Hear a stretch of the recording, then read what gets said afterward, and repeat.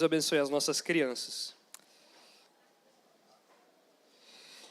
Salmo de número 100, meus irmãos. Hoje vamos falar sobre um tema extremamente importante. Eu vou pedir para que você seja guiado aqui pela ação do Espírito, para que você permaneça atento. Hoje nós vamos falar sobre o culto do povo de Deus. Porque nós estamos acostumados em um contexto prático na nossa nação e na nossa vida eclesiástica a participarmos de culto. Mas dificilmente nós damos a atenção devida ou entendemos o culto como a maneira das Escrituras que nos apresentam. E hoje eu quero chamar a sua atenção sobre esse momento solene que nós estamos participando aqui, que é a reunião do povo de Deus. O culto nada mais é do que um momento onde todo o povo de Deus se reúne. E o mais interessante é que quando nós prestamos atenção na nossa realidade, no gênero humano, nós, como seres humanos, somos seres litúrgicos. Isso significa que nós servimos e adoramos o tempo inteiro. E isso é demonstrado para nós quando Deus mesmo nos entrega uma comissão, uma vocação na criação do gênero humano, onde Deus diz: cultive e guarde o jardim. Cuide, povoe a terra.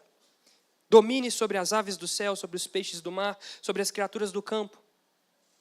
De uma outra maneira, Deus estava dizendo: preste culto, sirva-me nesta terra, porque você, gênero humano, você recebeu essa vocação. E é interessante que quando nós analisamos a nossa vida, a nossa rotina rotina é litúrgica. Nós agimos de uma maneira estabelecida e ordenada. Mas tudo isso que fazemos aponta para essa natureza que nós chamamos de adoração. O que de fato seria a adoração? Eu quero definir para você o que é a adoração.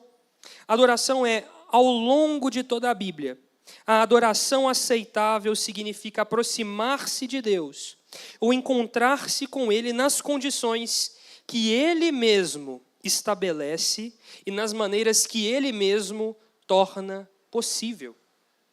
Adoração, se encontrar com Deus, servir a Deus, mediante a sua própria convocação e pelas maneiras que Ele mesmo torna possível. Guarde esse contexto e esse conceito, porque a adoração tem muito a ver com isto, com o serviço. E é interessante que nós, como criados para adorar ao Senhor, servir ao Senhor, seja no jardim e povoar a terra e servir ao Senhor em toda a terra, infelizmente nós sabemos que o pecado entrou nesta realidade e entrou no mundo.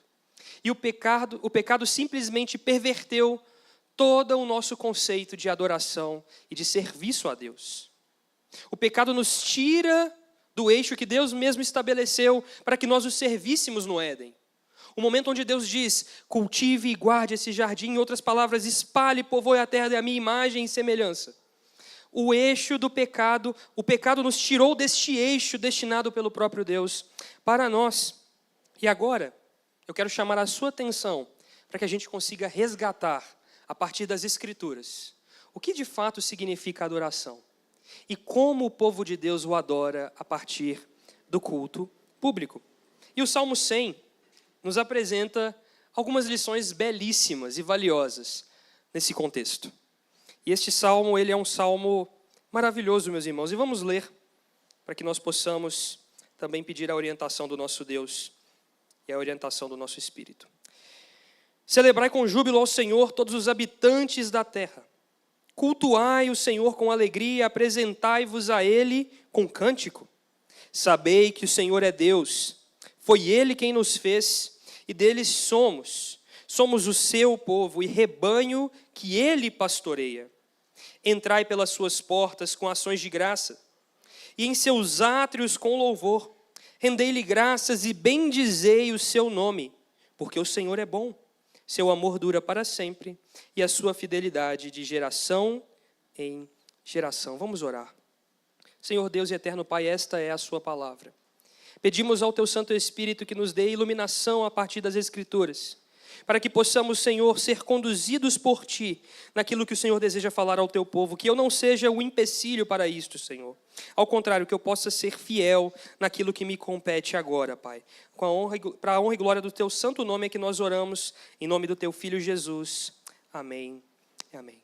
Meus irmãos, o Salmo 100 é um dos salmos que faz parte deste grande livro, desta grande reunião que nós já temos estudado aqui, que nós poderíamos dizer que são poemas ou canções, que eram utilizados também no culto público de Israel. E este salmo especificamente, talvez na sua Bíblia, tenha aí um título como Convite à Celebração ao Senhor, ou alguma coisa assim, chamado à adoração, algo nesse sentido. E este salmo, ele faz parte daquele grande livro, daquele livro que eu destaquei para vocês quando eu falei sobre o salmo de número 97, que destacam o reinado do Senhor e as condições do reinado do Senhor. Os salmos do reinado de Deus. E este salmo funciona como uma bela conclusão, um fechamento estratégico para esta realidade. O final, o que nos conduz de fato à adoração, uma vez que o Senhor reina. Nós devemos adorá-lo. Este é o chamado do Salmo 100. E ele se torna de fato um convite a todos os povos, para que adorem verdadeiramente o Senhor Deus que reina. Este Deus que está reinando assentado no trono. Ele mesmo é digno de toda adoração e de todo louvor. Por isso o Salmo de número 100 é este convite à adoração. E aí nós poderíamos dividir o Salmo 100 em duas grandes partes. A primeira parte é um chamado direto à adoração, que você lê aí do verso 1 ao verso 3. Você vê de fato o chamado, a convocação, celebrai com júbilo ao Senhor, todos os habitantes da terra, cultuai o Senhor com alegria e apresentai-vos a Ele com cânticos. Sabei que o Senhor é Deus e foi Ele quem nos fez, e dele somos o seu povo, o rebanho que Ele pastoreia. O salmista começa e introduz este grande chamado, mostrando os motivos pelos quais nós devemos adorar ao Senhor e mostrando a convocação real de que nós devemos adorá-lo. E a segunda grande parte, que se encontra aí no verso 4 e 5, que é um chamado para a gratidão do povo de Deus. A primeira parte, dos versos 1 ao 3, um chamado à adoração. A segunda parte, do verso 4 e 5, um chamado à gratidão a Deus. Nós poderíamos fazer essas duas grandes divisões. E fica evidente para nós aqui, então, a partir do texto que lemos, que este salmo ele é muito mais do que simplesmente um cântico ou simplesmente um poema escrito aqui para que o povo de Deus se lembrasse, mas de fato é um chamado real para a participação do culto público. E é muito legal que, se você analisar as Escrituras desde o início, Deus trabalha convocando o seu povo para assembleias solenes. Deus chama o seu povo em uma grande reunião. Por exemplo, quando nós vemos o povo saindo do Egito, este povo é amontoado diante do Sinai, para uma assembleia solene onde o Senhor mesmo falará ao seu povo. E ao longo do Antigo Testamento, e agora no Novo Testamento, a vida da igreja, um chamado ao culto público, à verdadeira adoração, percebemos então que de fato há assembleias, convocações de Deus para o seu povo são verdadeiramente reais pelas Escrituras. E o Salmo 100, gente, não só o Salmo 100, mas todo o livro de Salmos, foi formatado como nós o conhecemos hoje, num contexto de exílio. O povo de Israel estava na Babilônia. Ficaram lá durante 70 anos. E nesse período ali, não havia um elemento fundamental da vida de adoração do povo, que era o templo. Meus irmãos, se você se lembra, o templo de Israel, o templo de Deus, era o elemento fundamental para a adoração daquele povo, porque o templo simbolizava a presença de Deus com todo o seu povo.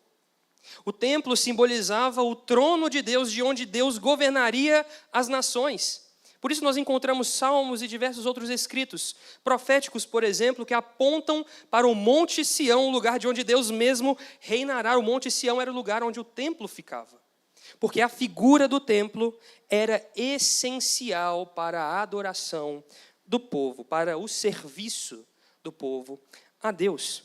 E aí, você pode se lembrar que quando o povo foi levado cativo para a Babilônia, o templo foi destruído. Isso significava que talvez não houvesse culto em Israel. E nesse momento, então, os salmos são reunidos como canções que como se simbolizassem um templo ambulante para que o povo pudesse se lembrar do culto a Deus, mesmo em meio ao cativeiro. E após o cativeiro, até mesmo os salmos eram cantados e entoados durante o culto público de Israel. E quando a gente percebe isso, a gente percebe de fato esse chamado de Deus para adorar. E aí, este é o primeiro ponto que eu quero tratar com vocês nessa manhã. Quem é que nos chama para, de fato, adorarmos? O próprio Deus. E o Salmo começa aí logo no verso 1 e no verso 2 com uma grande colocação, com um grande chamamento. Celebrai com júbilo ao Senhor todos os habitantes da terra, cultuai o Senhor com alegria e apresentai-vos diante dele com cântico. Nós encontramos aqui duas palavrinhas que são importantes para nós, tá? A primeira delas é júbilo. A expressão júbilo, meu irmão, significa expressa alegria. Alegria em direção àquilo que o Senhor mesmo fez. Este júbilo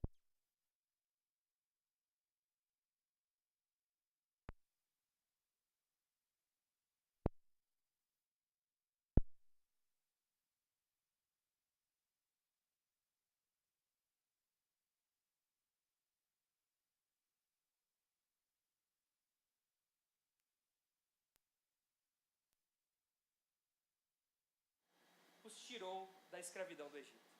Se lembra que este momento é o momento central da história de Israel. O povo de Israel começa no momento do êxodo, no momento da salvação. Voltou. No momento da salvação.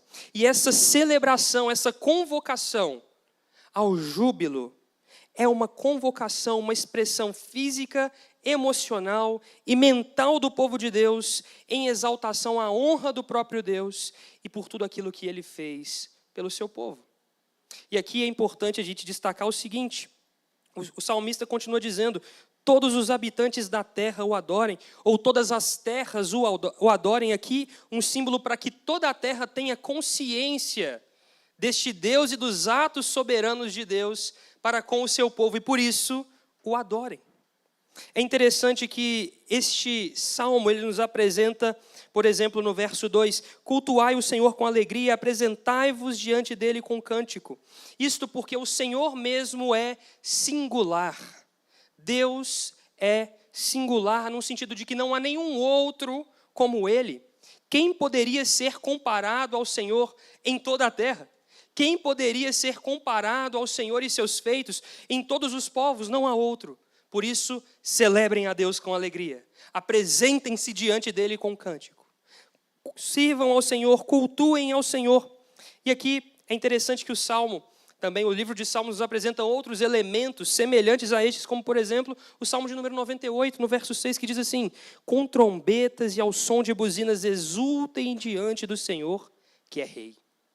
Você percebe então, de fato, o caráter singular de Deus, sendo apresentado diante do povo de Deus, e isto convocando este mesmo povo a adorá-lo pelos seus grandes feitos, e pela sua gloriosa presença, e pelo seu glorioso caráter. Deus é digno de ser adorado, porque simplesmente Ele é Deus. Deus é glorioso, meus irmãos, o seu caráter santo, justo e verdadeiro é suficiente para que nós, como uma só voz, com um só povo, o adoremos verdadeiramente. E este é o chamado, a convocação para adorar. E eu quero fazer um parêntese aqui, porque muitas vezes, na nossa tradição reformada, nós desprezamos as emoções. Meu irmão, eu quero que você preste atenção. Emoções foram dadas por Deus. E as emoções são parte ativa no culto a Deus. Isso é completamente diferente de nós cedermos a um completo e descabido descontrole das emoções. Mas as emoções direcionadas por Deus servem para o louvor da sua gloriosa graça. Por isso, adore ao Senhor também com as suas emoções. Durante o culto, adore e celebre ao Senhor com as emoções que Ele te deu. Esta é a palavra júbilo. A partir das suas emoções, a partir do seu entendimento, a partir do seu corpo, celebre a Deus, adore ao Senhor. Uma outra coisa que eu quero destacar aqui neste verso número 2 também é a palavra cultuai o Senhor. Culto, aqui em outras traduções, outras versões, vai estar servir ao Senhor com alegria. E é interessante que o hebraico tem de fato esta qualificação aqui. Culto é serviço. E é interessante que o inglês permaneceu com esta mesma convenção. Service, ou serviço, culto. Por isso, então, quando o povo de Deus, o povo de Israel cultua a Deus, este povo está servindo a Deus. Então, o chamado para o culto, o chamado para a adoração, é um chamado para o serviço. Por isso, nós precisamos entender e servir a Deus a partir daquilo que Ele mesmo nos instrui a fazer, da maneira que Ele mesmo nos instrui a fazer. E este salmo nos leva também para um outro ponto, a presença de alegria e de cânticos em meio à celebração e à adoração. É por isso que cantamos nos nossos cultos. É por isso que nós celebramos e cantamos ao nosso Deus. Porque, de fato, as canções exaltam os grandes feitos de Deus, as grandes obras feitas pelo Senhor. E é por isso que você deve se ater a esta realidade. O texto de Êxodo, no capítulo 4, no verso 22 e 23, diz o seguinte: diga a Faraó, Deus dizendo a Moisés, assim diz o Senhor, Israel é meu filho primogênito. Eu digo a você, deixe o meu filho ir para que me adore. Esta é a convocação de Deus, chamando o seu povo que estava cativo no Egito para a adoração. E é interessante que a figura do Êxodo é muito utilizada, e nós utilizamos ela como a figura da salvação no Antigo Testamento. Deus que salva o seu povo do cativeiro dos egípcios, do meio da escravidão e da terra de servidão. Este povo que vai em direção a este Deus que vai em direção a este povo para libertá-los e salvá-los. Faz isso para que este povo mesmo o adore. Então, respondendo à nossa pergunta, quem é que convoca o povo para a adoração? Deus. Deus mesmo vai em direção ao seu povo e o convoca para a adoração. E essa adoração é chamada e convocada pelo próprio Deus, mediante aquilo que Ele mesmo nos dirá como devemos fazê-la. Uma vez que a gente definiu a adoração como sendo este processo, meus irmãos, eu quero falar aqui com vocês o seguinte: a adoração se expressa de diversas maneiras na nossa vida.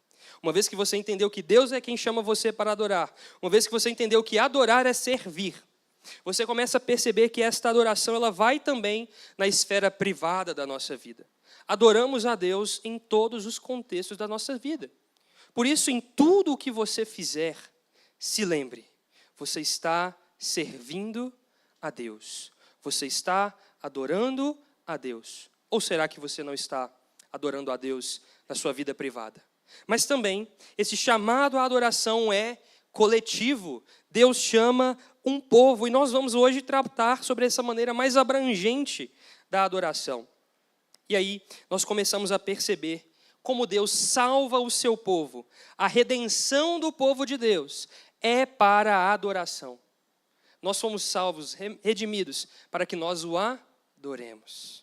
Onde nós percebemos isso, meus irmãos? Por exemplo, na carta de Paulo aos Efésios, um texto muito conhecido, capítulo 1, do verso 1 ao verso 11, ao verso 14, diz o seguinte: bendito seja o Deus e Pai de nosso Senhor Jesus Cristo, que nos abençoou com todas as bênçãos espirituais nas regiões celestiais em Cristo. Antes da fundação do mundo, Deus nos escolheu nele para sermos santos e irrepreensíveis diante dele. Em amor nos predestinou para ele, para sermos adotados como seus filhos, por meio de Jesus Cristo, segundo o propósito da sua vontade, para o louvor da glória da sua graça.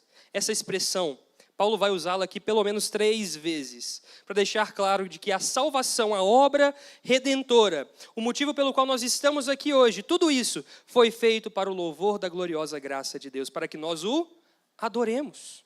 Você foi redimido, meu irmão, para que você adore a Deus. Por isso, é Deus mesmo quem convoca o seu povo para o adorar. Isso deve estar claro para nós. Você não vem ao culto público porque simplesmente alguém te convidou. Você não participa das nossas reuniões dominicais porque alguém te chamou ou porque você achou interessante, mas porque Deus mesmo te convoca para que você seja reunido com a Assembleia dos Santos para o adorar. Se você foi alcançado pela salvação, alcançado pelas mãos salvadoras de Cristo, você mesmo é convocado e trazido em meio ao povo para adorar a Deus em uma só voz, como um só povo. E é por isso que nós caminhamos para a nossa segunda pergunta: quem adora e como adora? E aí a gente vê isso nos versos 3 e 4, Olha só o que diz o verso 3, sabei que o Senhor é Deus, foi Ele quem nos fez, e dele somos o seu povo, e rebanho que Ele pastoreia. Verso 4, entrai pelas suas portas, com ações de graças, e em seus átrios com louvor. Então, este verso 3 e o verso 4, em especial o verso 3, começa com uma apresentação clara, sabei que o Senhor é Deus. A adoração convocada por Deus, ela é também para o povo de Deus, mediante o conhecimento de Deus. Isso significa que a nossa adoração, ela é mediada e deve ser mediada por aquilo que Deus mesmo revelou sobre si. E aí é que eu quero chamar a sua atenção. A palavra conhecer no hebraico tem um sentido íntimo de relacionamento, onde nós nos relacionamos com Deus, conhecemos a Deus, e assim, a partir do conhecimento de Deus, podemos adorá-lo. Podemos fazer aquilo que Ele nos chamou para fazer. E o salmista chama essa atenção ao seu povo. Existe uma íntima ligação entre Deus e o seu povo. Deus diz, é o meu povo. E nós dizemos, é o nosso Deus. Existe uma relação clara. E o salmista chama essa atenção aqui quando ele diz, foi Ele quem nos fez, de forma clara, apontando para a criação de Deus de todas as formas, mas também apontando para a constituição do povo de Israel, no contexto do salmista. E nós poderíamos apontar também para a formação da igreja do Senhor. Deus mesmo é quem constituiu o seu povo. Foi Ele quem nos fez, dele somos propriedade exclusiva de Deus. A palavra de Deus diz em Êxodo, no capítulo 19, do verso 4 ao 6, o seguinte, tendes visto o que fiz aos egípcios, Deus falando ao povo, como vos levei sobre asas de águia, e vos cheguei a mim. Olha só, Deus mesmo é quem traz o povo a si. Agora, pois diligentemente ouvirdes a minha voz, e guardardes a minha aliança, então sereis a minha propriedade peculiar dentre todos os povos. Porque a terra é minha, e vós sereis reino de sacerdotes e nação santa. Deus falando com o povo de Israel. Mas o Novo Testamento nos traz as mesmas palavras. Propriedade exclusiva de Deus, povo adquirido por Deus, povo de sacerdotes, nação santa. Esse chamado, então, de Deus é para o seu povo, meu irmão.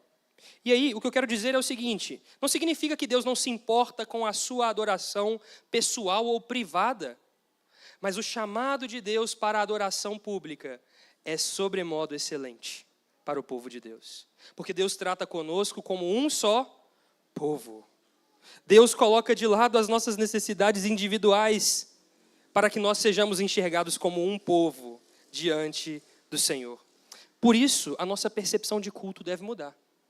Talvez você venha aqui para a igreja e pense assim, nossa, eu vou para a igreja hoje para buscar a Deus, não vou nem olhar para o irmão que está do meu lado. Meu irmão, eu quero te dizer, isso não é o chamado de Deus para você. Ao contrário, o chamado de Deus para você é para que você seja um povo. Ou seja, é importante que nós adoremos em comunidade. É importante que nós olhemos para os irmãos enquanto adoramos. É importante que nós cantemos em uma só voz, porque somos um só povo. Então desconstrua na sua mente aquela ideia de que a adoração no culto é uma adoração privada, onde você se fecha dentro da sua realidade. Não foi para isso que Deus te trouxe aqui na Assembleia Solene. Não foi para que você se feche na sua realidade e pense assim, vou adorar a Deus. Nós não estamos num cinema onde todas as luzes são apagadas, para que ninguém se veja. Não, onde o foco está na tela. Nós estamos aqui onde a ação acontece em cada um desses bancos, onde o povo de Deus está. Perceba isso. O culto é desta maneira. E o verso 4 nos apresenta algo ainda mais precioso. Ele diz assim, entrai pelas suas portas com ações de graças, e em seus átrios com louvor. Rendei-lhe graças e bendizei o seu nome. Se lembre então que o templo era de fato a manifestação visível da presença de Deus no povo de Israel. E aqui o salmista nos chama para entrar pelas portas. E ele diz assim, entrai pelas suas portas. No caso, as portas do templo de Deus. De uma forma que o povo de Deus adora, da maneira que Deus mesmo estabeleceu para que ele adorasse. Porque a adoração pertence a Deus. E aqui eu quero chamar a sua atenção pelo seguinte: a nossa adoração não basta ser sincera. Não basta que você seja sincero na sua adoração. Basta que você seja sincero e que você adore da maneira que Deus deseja ser adorado. Sabe por quê? Nós vivemos em dias onde as pessoas desejam adorar a Deus da maneira delas. As pessoas começam e gostam de fazer culto a Deus da maneira que elas mesmas acham que Deus gostaria de receber a adoração.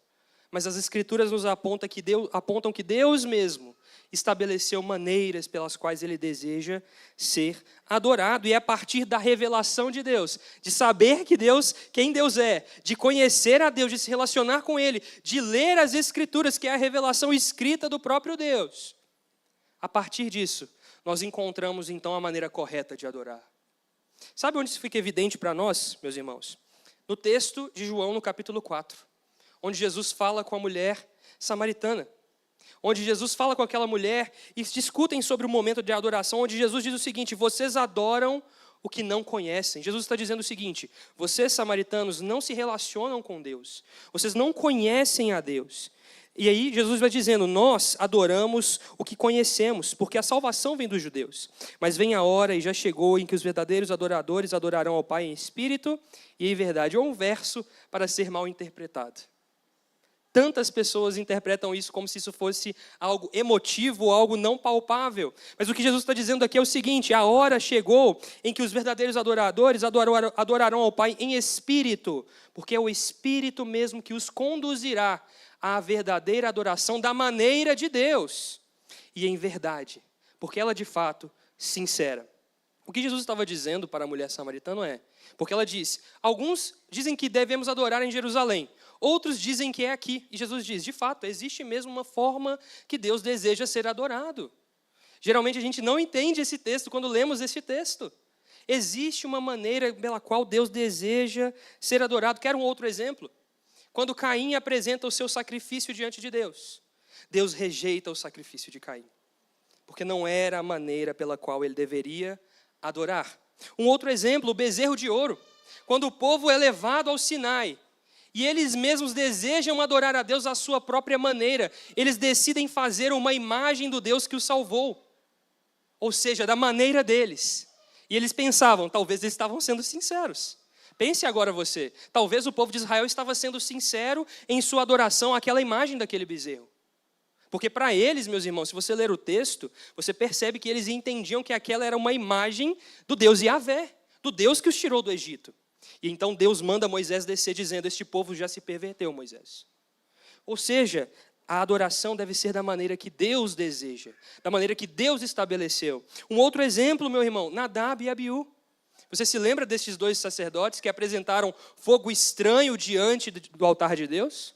E o que aconteceu com eles foi que eles foram consumidos, porque não adoraram a Deus da maneira que Deus estabeleceu para ser adorado. Mais um outro exemplo, e esse talvez nos enche o coração de compaixão: Uzá e a arca. Quando a arca estava sendo transportada de um lugar para outro, a arca vai tombar e cair. E o que ele faz? Põe a mão na arca para segurá-la. Talvez ele tivesse a melhor das intenções, mas ele fez algo que ele não deveria fazer, porque Deus mesmo é quem estabelece a maneira pela qual ele deseja ser adorado. Isso tem que ficar claro para nós. A gente não apresenta a Deus a nossa adoração da maneira que a gente acha que Deus quer. A gente vai às Escrituras, a gente vai ao relacionamento real com Deus, para entendermos como Deus deseja ser adorado.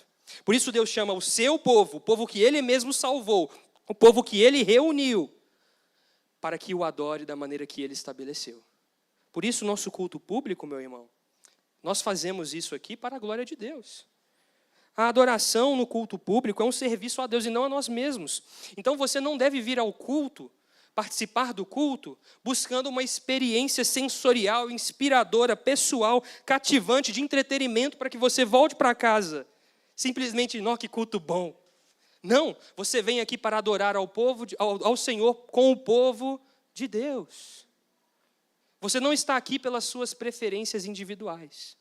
Deus não chama você para cultuar pelas suas preferências individuais. Ao contrário, Deus chama você para que você abra mão das suas preferências individuais e cultue ao Senhor como um só povo.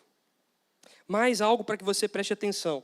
A adoração é do povo de Deus e Deus recebe de seu povo. Olha só, por exemplo, que a palavra de Deus vai dizer na primeira carta de Pedro, capítulo 2. Antes vocês não eram povo, mas agora são povo. Antes não tinham alcançado a misericórdia, mas agora alcançaram a misericórdia. É Deus mesmo quem constitui um povo para si.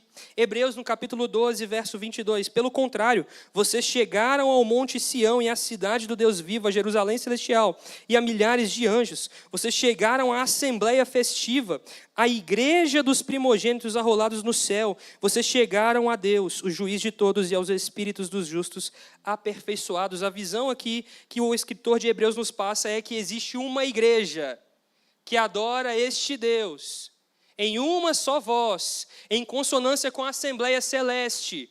Todos adoramos em conjunto ao Senhor. E aqui é importante também que você destaque um outro ponto. Não vamos à igreja para adorar, adoramos porque somos a igreja. Isso significa que você, quando está na sua casa e não em reunião com seus irmãos, as pessoas vão costumar dizer o seguinte: não, eu posso adorar na minha casa porque eu sou a igreja. Meu irmão, não. Nós somos a igreja. E quando estamos reunidos em uma só voz, juntos adoramos a Deus. A adoração é em comunidade, nunca deve ser anônima. Sabe por quê, meu irmão? É por isso que nós, enquanto cantamos e olhamos para os nossos irmãos. É por isso que enquanto estamos cantando aqui, estamos percebendo o povo de Deus adorando. A chuva está caindo, gente, mas presta atenção aqui, tá? É isso aí, a palavra está sendo pregada aqui. Preocupa com a chuva, não. Por isso, a adoração do povo de Deus é em conjunto e observando os nossos irmãos. A gente é instruído a nossa vida inteira a pensar que adoramos a Deus quando a gente chega aqui, fecha os nossos olhos e se fecha, né? Quase como se a gente pudesse cobrir a cabeça, a gente cobria. A adoração é quando estamos juntos, cantando ao Deus pelos seus grandes feitos, cantando ao Senhor porque Ele nos salvou, cantando juntos em uma só voz. Gente, não tem nada mais belo do que ouvir a igreja cantando em uma só voz. Os instrumentos estão aqui para auxiliar. O foco não está aqui. O foco está aí. Nós estamos aqui, onde nós todos podemos nos ver. Olha a configuração da nossa igreja está. Todos nós nos enxergamos aqui durante o culto. Preste atenção nisso. Não fica com vergonha, não. Comece a adorar junto com seus irmãos, encorajando os seus irmãos. Quando cantamos canções de celebração, cantamos adorando juntos ao Senhor, celebrando ao Senhor. Por isso nós devemos adorar em comunidade. E aqui, algo que eu também devo falar com vocês é o seguinte: todos os elementos do culto são adoração. A adoração não cessa quando as músicas cessam. Porque a adoração do povo de Deus é constituído pelos louvores que eles cantam, pela palavra de Deus, os grandes feitos que são anunciados, pelas ofertas que trazemos ao Senhor e pela celebração da Assembleia Solene. Por isso, tudo o que fazemos no culto, orando a Deus, pedindo perdão por nossos pecados, orando pelos nossos, tudo isso é adoração a Deus. Não limite a adoração às músicas que cantamos. Não é. Não para aí. Passa por aí, mas vai além. Por isso, se atente a isso. Enquanto você está ouvindo a palavra de Deus, a palavra proclamada de Deus, os grandes feitos de Deus, você está adorando a Deus, se maravilhando junto com seus irmãos por tudo aquilo que Ele está fazendo. Por isso, nós precisamos e somos conduzidos à última pergunta: por que adoramos? E o verso de número 5 nos responde isso. Porque o Senhor é bom, seu amor dura para sempre, e a sua fidelidade de geração em geração. O Salmo 100 termina atestando o caráter bondoso de Deus, atestando que a nossa adoração, ela deve estar transbordante em gratidão pelo reto, santo e justo caráter de Deus, pelos seus grandes feitos em chamar para si um povo, em resgatar esse povo dos pecados e delitos, em resgatá-los da escravidão e trazê-los para um culto público, para que adorem como um só povo, o rebanho do pastoreio de Deus. E quando nós cantamos ao nosso Deus tendendo esta realidade, nós percebemos a sua grande misericórdia, que nos foi entregue porque o Senhor é bondoso, amoroso e fiel. Cantamos aqui hoje: és fiel em todo o tempo. Será que cremos nessa verdade? Por isso, a adoração comunitária é dada a nós por Deus. Por quê, meus irmãos? Porque Deus deseja fazer 3 coisas com o seu povo. A primeira, Deus deseja ser exaltado pelo seu povo. Quando o povo de Deus adora em uma só voz, adora em assembleia, adora em culto, nós adoramos e exaltamos o Deus que é bondoso, amoroso e fiel, por tudo o que Ele já fez. Um segundo, a adoração comunitária também é uma forma pela qual Deus abençoa o seu povo, e nós chamamos isso de meios de graça. A partir do momento em que nós estamos aqui, cantando ao Senhor, adorando em uma só voz, na reunião dos santos, Deus mesmo abençoa o seu povo, derramando sobre eles graça. Olha a palavra de Deus em 1 Coríntios, no capítulo 10. Não é fato que o cálice da bênção que abençoamos é a comunhão do sangue de Cristo? E não é fato de que o pão que partirmos é a comunhão do corpo de Cristo? Porque nós, embora muitos, somos unicamente um pão, um corpo, porque todos participamos do único pão. Palavras do apóstolo Paulo lembrando a igreja de que a igreja adora como um só corpo, de que a igreja manifesta a glória de Deus, adorando e exaltando a Deus, de que Deus abençoa o seu povo através dos meios de graça, através da ceia do Senhor, meus irmãos. Os reformadores costumavam dizer o seguinte: na ceia do Senhor a presença sacramental de Jesus está diante do seu povo. Ou seja, no momento em que estamos reunidos como um só povo, Jesus mesmo está aqui. Jesus disse em Apocalipse no capítulo 2, eu sou aquele que anda em meio aos candelabros, em meio à igreja do Senhor. Por isso, enquanto adoramos, Jesus está aqui. Jesus está manifestando a sua glória e nos abençoando. Quando batizamos os nossos irmãos e os recebemos no corpo de Cristo, Jesus manifesta a sua graça. Jesus nos abençoa, como um só povo. E por fim, o terceiro motivo pelo qual adoramos a Deus. Adoramos a Deus para que o mundo veja. Porque a igreja de Cristo, o povo de Deus, é um povo adquirido por Deus, propriedade exclusiva dele, para que todos os outros povos vejam a glória do Senhor.